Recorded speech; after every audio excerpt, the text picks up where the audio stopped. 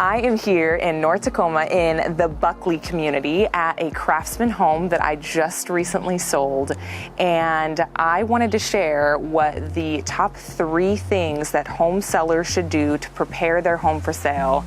Preparing your home for sale can be a really daunting task, but if you focus on these 3 things, it can actually be enjoyable and really rewarding. Let's go inside. So older homes have a lot of charm, as we like to call it, and what that includes is older components of a home, or maybe some little funky things that we just don't find in newer homes. And it's okay to leave those things as they are, but what we do want to focus on are things like chipping and peeling paint. So you'll see in this room that the trim and the wall paint is all consistent. There's no chipping and peeling paint.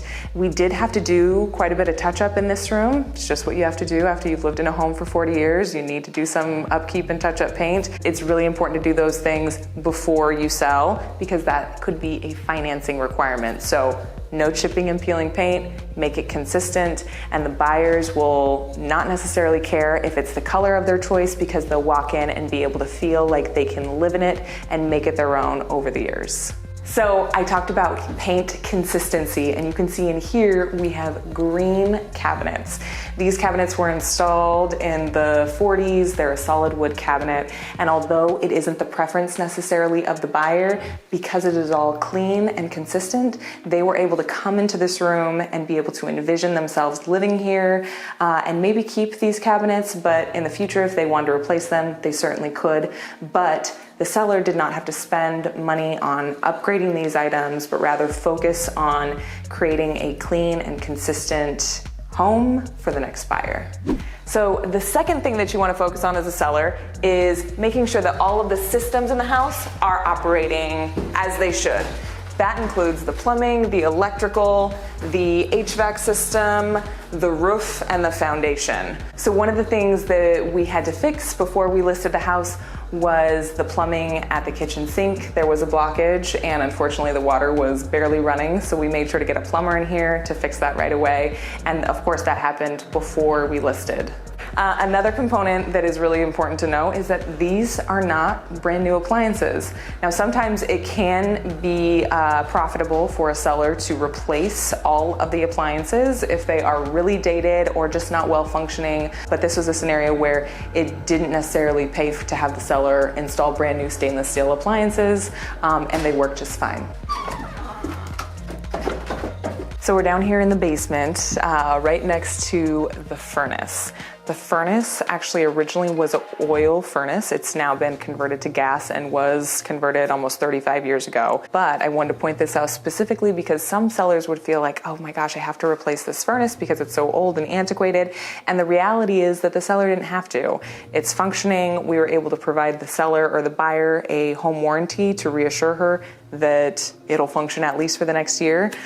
So anyways, just because you have older systems doesn't necessarily mean that you have to replace them. So keep that in mind as you are preparing your home for sale. So now we're gonna head out to the yard because the third and final thing that you need to make sure to do before you sell your home is to make sure that your yard is completely dialed.